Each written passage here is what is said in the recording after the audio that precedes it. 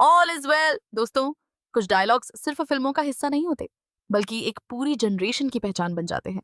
और जब भी कोई टेंशन में होता है, दिल से एक ही आवाज निकलती है, ऑल इज वेल। ये सिर्फ एक डायलॉग नहीं था, बल्कि एक इमोशन था। 2009 में जब तीन इडियट्स रिलीज हुई, उसने सिर्फ बॉक्स ऑफिस पर रिकॉर्ड्स नहीं तोड़े, बल्कि एजुकेशन सिस्टम, करियर प्रेशर और पेरेंट्स की एक्सपेक्टेशंस पर भी एक ऐसी डिबेट शुरू की जो आज तक चल रही है। आज भी जब रांचो, फरहान और राजू का नाम आता है, हर फैन के चेहरे पर मुस्कुराहट आ जाती है। लेकिन पिछले 16 सालों से एक ही सवाल हर किसी के जिहन में था, क्या ये तीनों दोस्त कभी दोबारा बड़े पर्दे पर नजर आएंगे? और अब लगता है कि फैंस का इंतजार खत्म होने वाला है। डायरेक्टर राजकुमार हिरानी और सुपरस्टार आमिर खान ने फाइनली इस बात की तस्दीक कर दी है कि तीन इडियट्स का सीक्वल ऑफिशियली डेवलपमेंट में है। लेकिन कहानी यहीं खत्म नहीं होती, क्योंकि इस सीक्वल के साथ जुड़ा हुआ है एक ऐसा ट्विस्ट जिसने सोशल मीडिया पर काफी कंफ्यूजन पैदा कर दी। पिछले कुछ महीनों से इंटरनेट पर एक नाम बहुत वायरल हो रहा था, फोर इडियट्स। रिपोर्ट्स में यह भी कहा जा रहा था कि Bollywood actor Vicky Kaushal fourth lead के तौर पर फिल्म ज्वाइन करेंगे। फैंस ने थ्योरीज बनाना शुरू कर दी। किसी ने कहा कि रांचो का स्टूडेंट होगा, किसी ने कहा कि नया जीनियस कैरेक्टर होगा जो कहानी को एक नया एंगल देगा। लेकिन फिर डायरेक्टर राजकुमार हिरानी ने खुद सामने आकर सारी अफवाहों को खत्म कर दिया। उन्होंने साफ अल्फाज में कहा, there is no fourth idiot. जी हाँ, न कोई फोर्थ हीरो है और न ही फिल्म का टाइटल फोर आइडियट्स होने वाला है। हिरानी ने कहा कि मीडिया और सोशल मीडिया पर चलने वाली ये तमाम खबरें सिर्फ रूमर्स है। फिल्म का दिल और जान वही हमारा ओरिजिनल ट्रायो ही रहेगा, रैंचो, फरहान और राजू।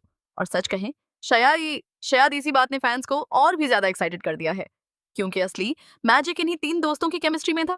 अब सवाल ये उठता है कि सीक्वल की कहानी होगी क्या? क्या हम फिर से इंपीरियल कॉलेज के क्लासरूम्स देखेंगे? क्या वायरस दोबारा स्टूडेंट्स को डराता नजर आएगा? जवाब है नहीं। इस बार मेकर्स पुरानी कहानी को रिपीट नहीं करना चाहते। रिपोर्ट्स के मुताबिक सीक्वल लगभग 15 से 20 साल का लीप लेगा।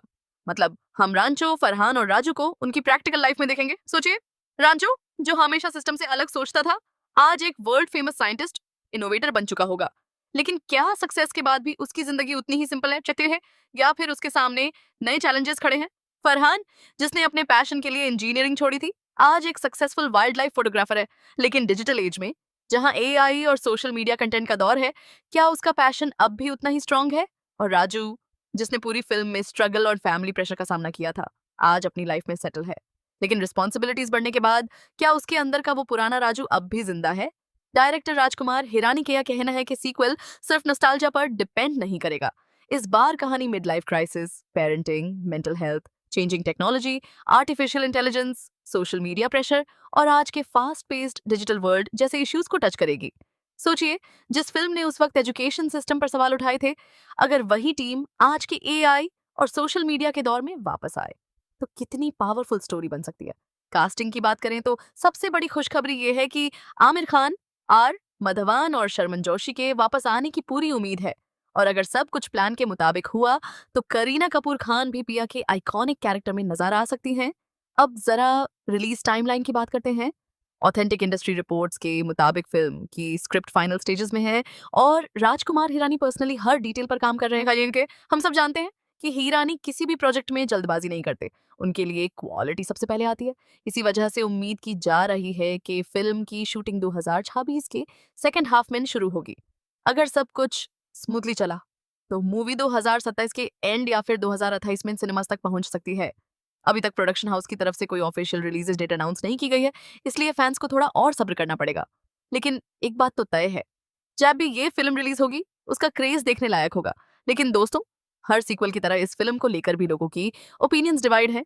कुछ फैंस का मानना है कि तीन इडियट्स एक परफेक्ट क्लासिक थी और उसका सीक्वल बनाना रिस्क हो सकता है। उनका कहना है कि कहीं ओरिजिनल फिल्म का चार्म कम ना हो जाए।